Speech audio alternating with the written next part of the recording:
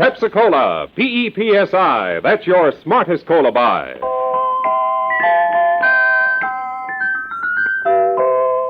Pepsi-Cola presents CounterSpy.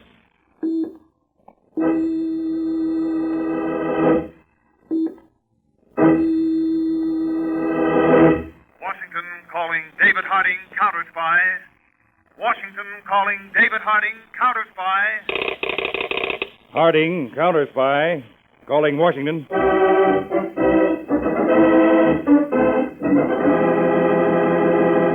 United States CounterSpy, especially appointed to investigate and combat the enemies of our country, both at home and abroad.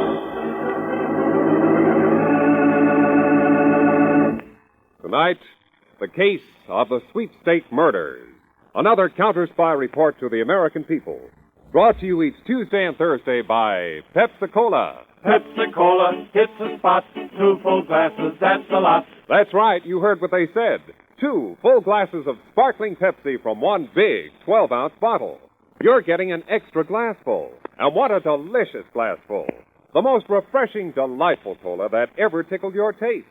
You can't top Pepsi's tangy flavor. And that big bottle saves you money, goes twice as far. Pepsi's America's big favorite. And America's biggest cola value. So why take less when Pepsi's best? Whenever you reach for refreshment, remember. Why take less when Pepsi's best? And now, to CounterSpy.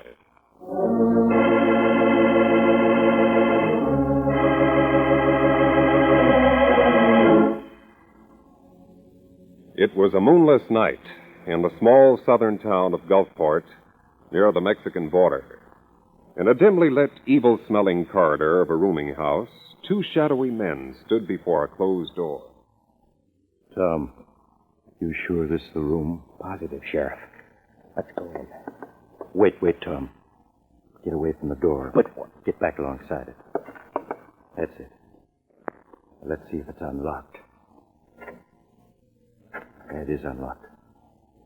No light in the room. Now listen. I'm going to shove the door open, shine my light in. You stay right where you are till I tell you. Okay, Sheriff.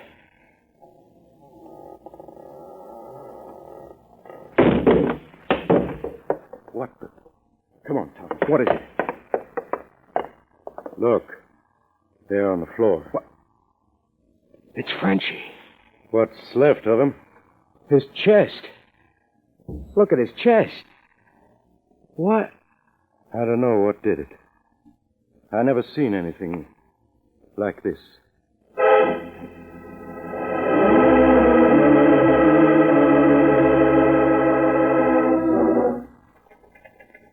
It's obvious, Uncle Si. The big shots in the sweepstakes racket found out Frenchie was going to talk to a newspaper reporter. Me. So they killed him. I never saw anything so horrible. It's an outrage, Tom. But if they think they've stopped me, they got another thing coming. I found something in Frenchie's room tonight which just might lead me to the men we want. Uh-huh. What did you find? I'll tell you all about it when I bring in the story. I've got to be on my way. Yeah, no, Tom. One man's been murdered already. I don't want anything to happen to you. Oh, now, look, Uncle Si, this is a terrific story. Thousands and thousands of Americans are buying tickets on what's supposed to be an official Mexican sweepstakes. But the Mexican government says it doesn't know anything about it. Yes, I know. And tonight, the racketeers proved they're murderers, too. Is the Gulfport Gazette going to laugh that off? That's not the point, Tom. I can't let my own nephew risk his life. Your nephew has to take the same chances any other reporter would take. See you later, Uncle Si.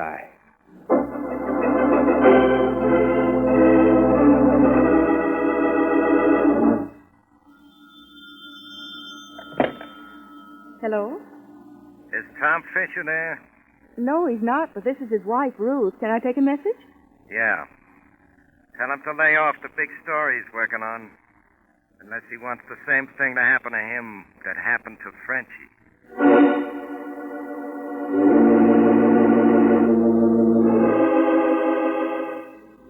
Tom, that man on the phone frightens me.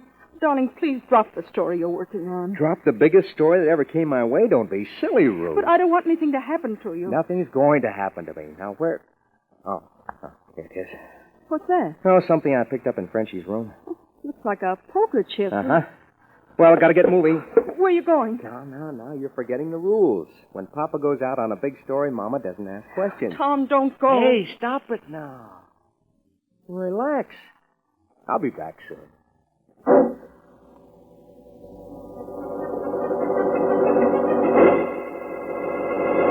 Hey, you in the launch. You got room for one more? I'm going out to the gambling ship, too.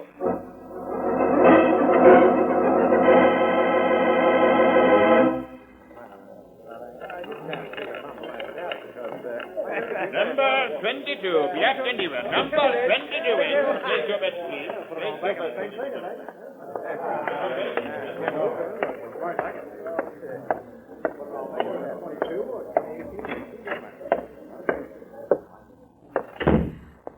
Hiya, Toro. Yes, Monk. Big spending crowd aboard tonight, Toro. Here's the take from the wheel so far. How much, Monk? $2,100. And the launch is still bringing the suckers out here to the ship. Not bad, huh? Dos, tres. No, he's not bad. What are you counting for? Don't you trust me? Just as far as, how do you say? I can see you. Oh, now, look, Toro. No. Do I'm enjoyed to count the money.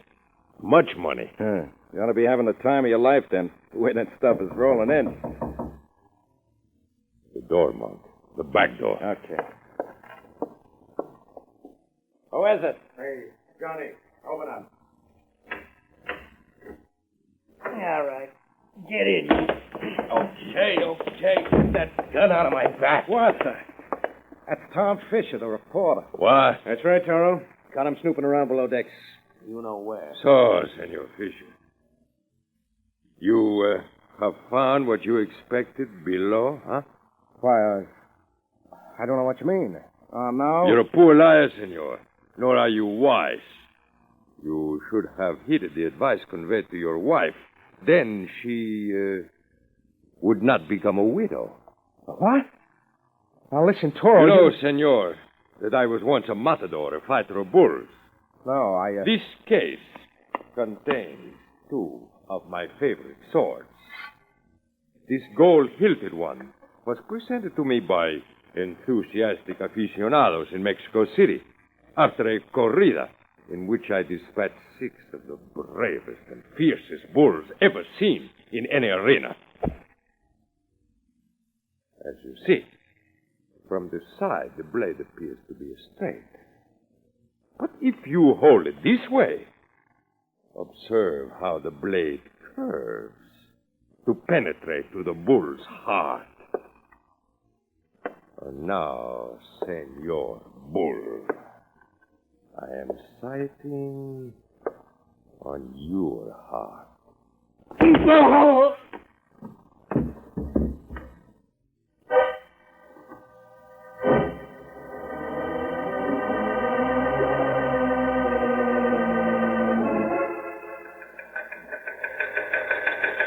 From CounterSpy Field Office, Charleston, South Carolina, to David Harding, Washington.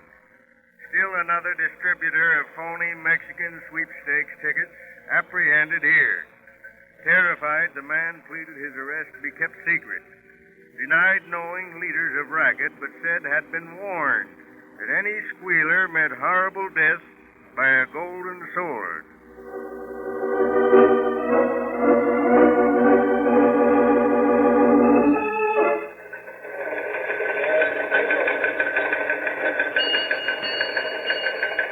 Attention, all CounterSpy Statistical Department personnel.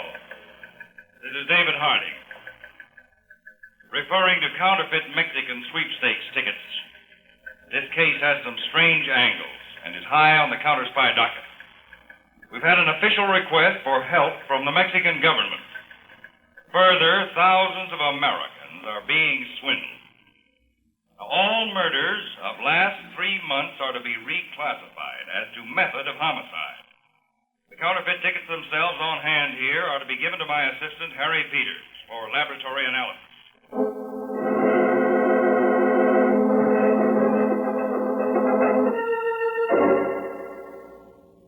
Here it is, Dave.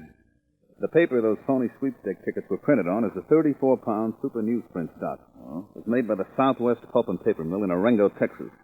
Texas, huh? You get a list of their customers, Peters? We can't get that for a day or two. The mill had a fire last week. Their records are in a mess. Oh, fine. They told me, though, a couple of hundred newspapers buy super newsprint for their rotogravure sections. This particular grade, in addition to printers all over the country. That's many, huh? I told you this would be tough. Well, maybe we can expedite matters. What did the lab say about the ink used on the phony tickets? Well, it's a standard black ink, Chief. Colored ink or some special variation of black might be traced. But standard black is practically impossible. Well, how about the printing press? It's a flat bed press, printing in large sheets of paper, not in continuous rolls. Well, as soon as we get that list from the paper mill, I'll instruct our agents. Yes, what is it, Miss Ferguson? This report just came in from Texas, Mr. Harding. I think you'll want to see it. Oh, thank you. Well, I like your new hairdo, Ellen. Thank you, Mr. Peters. Only it's not new. Uh-oh. What is it, Dave?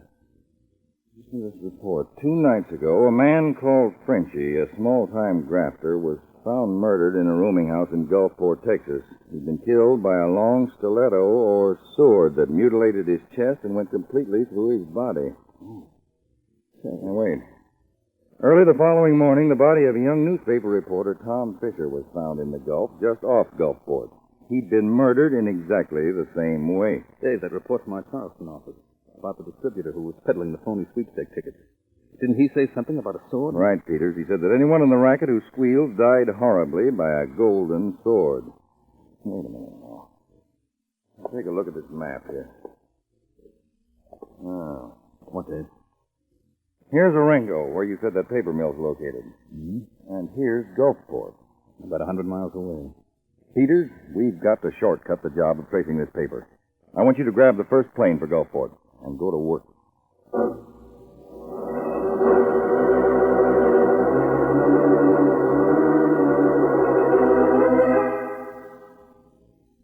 Now, Mrs. Fisher, try to recall.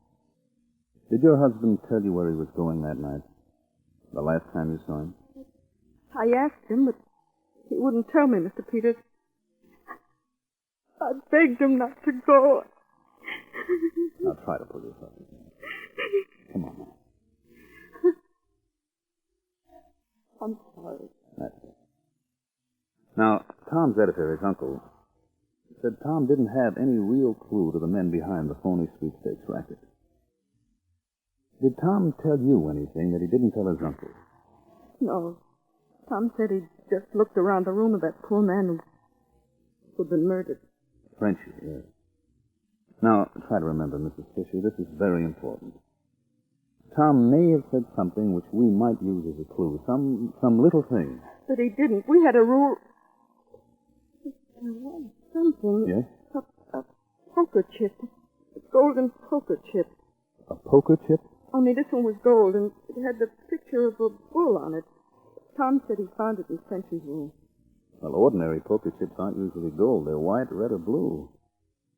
But they do have gold chips, the high-priced ones, in gambling houses. Are there any gambling houses in Gulfport, you know? Not in town, but there's a ship out in the Gulf, a converted yacht, where people go to dine and dance and gamble. El Toro, it's called. It's very popular. El Toro. Toro means bull in Spanish, and there was a picture of a bull on the chip your husband had. Mr. Peters, do you think that's where Tom went that night? It could be. That's where I'm going now. I'll go with you. No, Mrs. Fisher.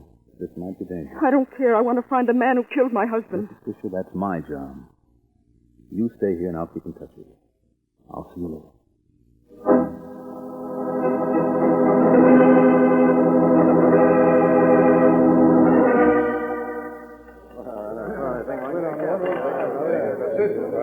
Number 18, black and even man. What is that? Good evening, Mr. Peters. Ruth Fisher, what are you doing here? I told you I want to find the man who killed my husband. And I told you to... Well, what's the use? You're here now. Have you found out anything? No, not yet. I've been circulating around in the crowd, but so... See, there it is again. What? You hear that sound? Kind of dull hammering. It's coming from below decks. Yes, I hear it. It's probably the yacht's engine. But we're not moving. Ventilator pumps? No. Sounds more like... What? There's too much noise in here. Come out on deck where we can hear better. Yes. Pardon? Oh, I'm sorry. I beg your pardon. Excuse me. I'm sorry. Excuse me. Yeah.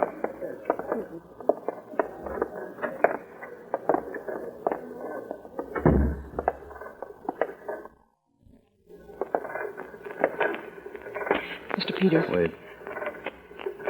Yes, by George, I think I know what that sound is. What? A printing press. A printing press out here on a boat? I'm sure it is. It seems to be coming from below decks. Come on, Mrs. Fisher. The stairs are over this way. Look out, Mr. Peters. There are 2 men behind you. What? Oh! That does it. You killed Mr. Peters.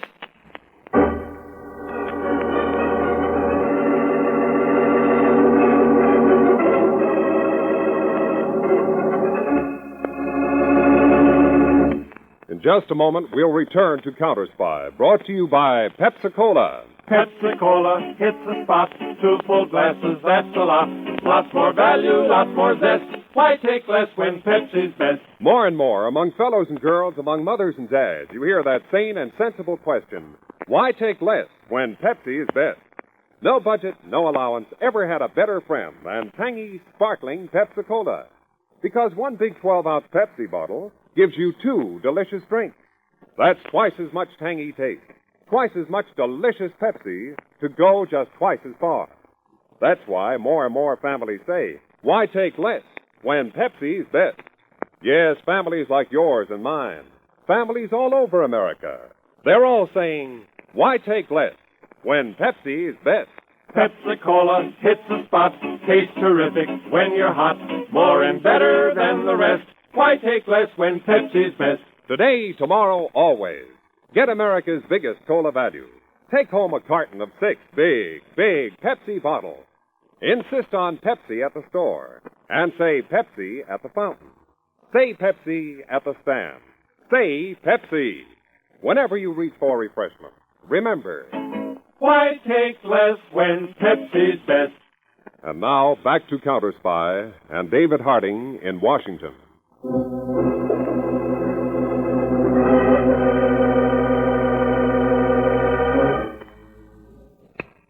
Miss Ferguson, Yes, Mr. Harding. any word from Peters in Gulfport yet? Not a thing. I'm worried, Mr. Harding. So am I. I'm flying down to Gulfport. I was hoping you'd say that. Call the airport. Tell them to get a plane ready. Then call Merck Kennedy at the field office in Dallas. Tell him to meet me in Gulfport. I'm leaving at once.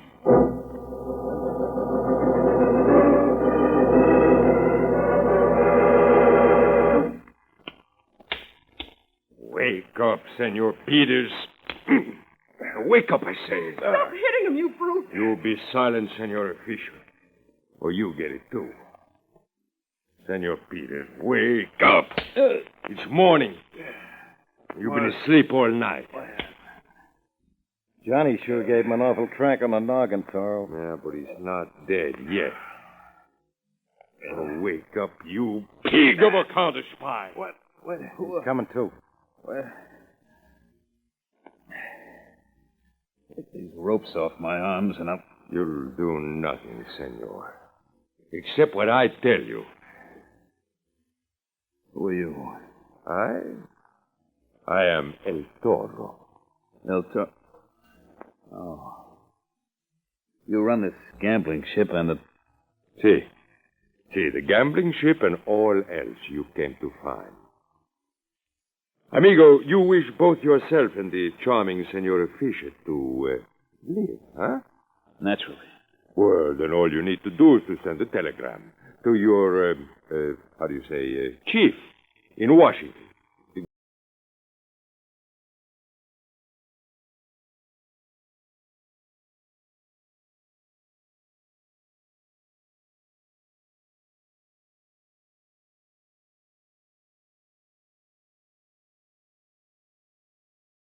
Great.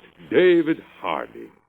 You say to him, you have investigated, and the headquarters of the sweepstake is not in Gulfport, as you think first, but in the small town of Vernoche over in Mexico. And you say you go there now. Hey, that's good, Toro. And after I send this wire, taking the heat off you, Mrs. Fisher and I get bumped off. Oh, no, amigo. After a short while, you're made free. You think I'm dumb enough to believe that? I know you killed that poor bum Frenchie, and you killed Tom Fisher. Oh, you grieve me, amigo, to doubt my word. But you listen to me, then. You, I promise nothing. But send the telegram, and the senora will not be harmed. I promise. I wouldn't trust you as far as I could throw the animal you're named after. Very well, then, Senor Peters. Observe. Here is my gold-hilted matador sword, with which I dispatched the treacherous Frenchie and the reporter. Now, you do as I say, or I kill Senora Fisher here right before your eyes. No! Well, what do you say, senor? Okay, I'll send the wire. Now you're talking. Bueno. There's a telegraph pad here on my desk and pen and ink. Now write. All right. Untie my hands. That is simple. With the sword. But try nothing rash, amigo. I know when I'm licked. Let's see. There's not much ink in this inkwell. Oh, there's enough for the purpose. Enough to blind you for a moment. I'm blind. No, you don't want throw to things in my eyes. You will kill you. I'll hold you, monk. Give me that gun. Carry you, monk.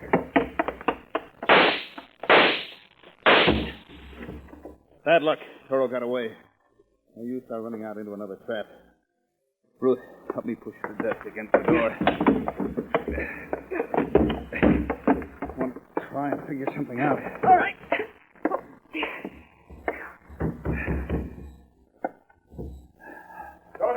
Tony, Mark, all of you. Hurt me! Here they come. I'll be able to hold them off with Monk's gun for a while. But there's only one bullet left in it.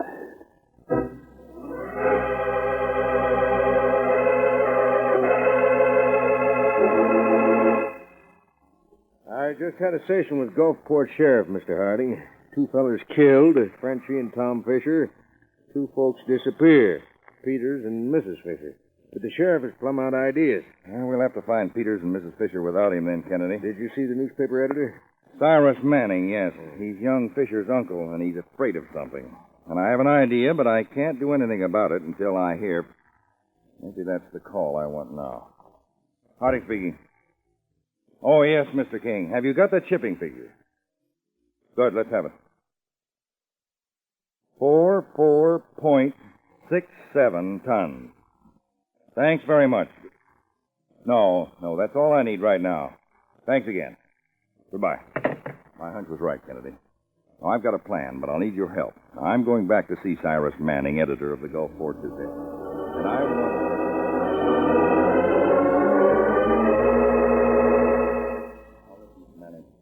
You want your niece, Ruth Fisher, to be found, and you want the killers of your nephew brought to justice, isn't that right? Naturally, Mr. Harding. Well, then tell me who killed your nephew and who's responsible for your niece's disappearance. I don't know. You're afraid to talk. You're afraid you'll be killed, too, by the golden sword. That's not true. But, Mr. Manning, the men you're protecting can't afford to let you live. You know too much. Your only chance to save your life is to confide in me. Those fellows may be planning to murder you at this very moment. Look out, Mr. Manning. Get on the floor. Good heavens. Somebody shot at you from the window. Go back here. Too bad, Mr. Manning. He got away. Mr. Manning. You all right? Yes. I think so. Good See, heavens. I told you. You were in great danger. Use your head, man. Talk before it's too late.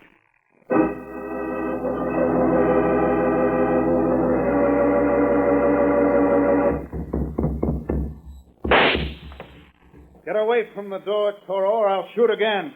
I have counted your shots, Senor Peters. You don't have no bullets left.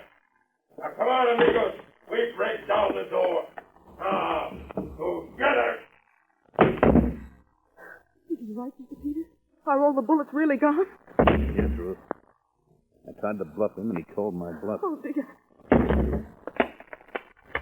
Mr. Peters, the door is cracking. I'm afraid it won't be long now.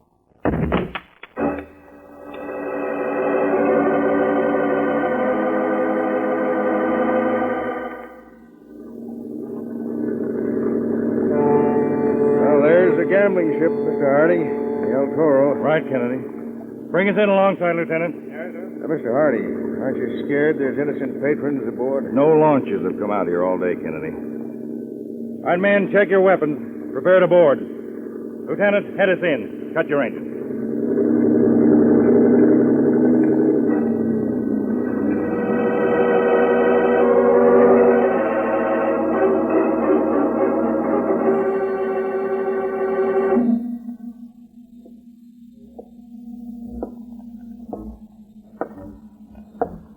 Nobody inside, Mr. Hardy, and the deck's empty. I don't like it, Kennedy. I sent 6 men down the port side. You want us to go up on this side? Now, let's go. That's a trap. Hit the deck, men! Return their fire!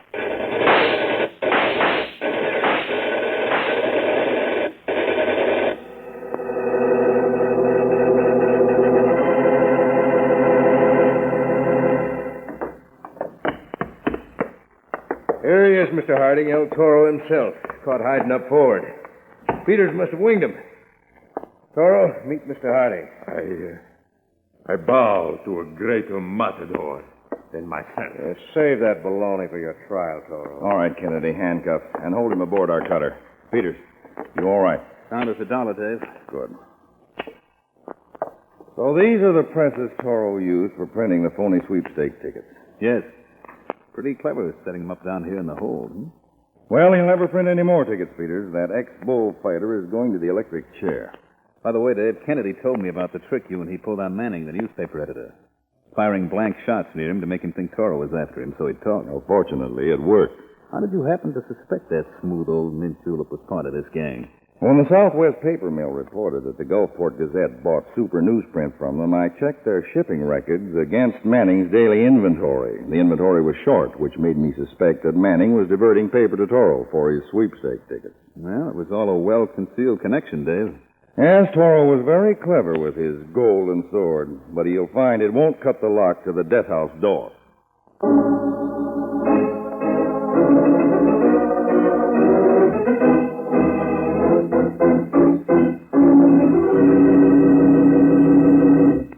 When your friends drop in, be generous, but be thrifty, too. Serve plenty of delicious Pepsi-Cola. Pepsi's big 12-ounce bottle gives you not just one sparkling glassful, but 2. Get a carton of 6 and serve 12 delicious drinks. Yes, Pepsi is America's biggest cola value. You get twice the tangy taste, twice the refreshment, twice the Pepsi. So why take less when Pepsi is best? Whenever you reach for refreshment, remember, Pepsi-Cola hits the spot. Truthful glasses, that's a lot. Lots more value, lots more zest. Why take less when Pepsi's best? This is David Harding. A special word to employers. Give work to our handicapped veterans. Next time a job opens, write to Captain Maurice Witherspoon, Masonic Veterans Committee, 71 West 23rd Street, New York City. Give our fighting men a fighting chance for rehabilitation. Tune in every Tuesday and Thursday, same time, same station to CounterSpy. Listen on Thursday for the exciting CounterSpy case of the genuine counterfeit. In the case of the genuine counterfeits, we face a baffling situation of mixed identities. 2 men died, yet who were they? One man lived while another hovered between life and death. And a subtle criminal came within minutes of getting away with a long-prepared, carefully rehearsed plot. The decisive clue, a knife in a man's hand. I invite you to be tuned in on Thursday, day after tomorrow, for Case of the Genuine Counterfeit on CounterSpy. To catch the pulse-pounding action of CounterSpy. For danger lurks around every corner, his secrets are uncovered with every twist in turn. Tonight's CounterSpy program originated in New York, was directed by Leonard L. Bass, and featured Don McLaughlin and Mandel Kramer, with music by Jesse Crawford. CounterSpy is a Phillips H. Lord production for Pepsi-Cola. Enjoy some Join us on the Pepsi. journey through Ice the vibrant cold streets tonight. in Los Tropics of Brazil and see the hidden corners of Brazilian culture. From gripping favelas to captivating countrysides, Lost in Brazil brings you closer to the pulse of this diverse and enchanting country. So why wait? Follow us on Lost in Brazil and unlock a world of adventure that will leave you spellbound. Don't miss out on the ultimate escape. Subscribe now and immerse yourself in the magic of Lost in Brazil at Lost in Brazil RJ, where every story is an adventure waiting to be discovered. See you next week for more thrilling episodes of CounterSpy. And remember to join us on Lost in Brazil for an unforgettable journey. Click on the link in the description.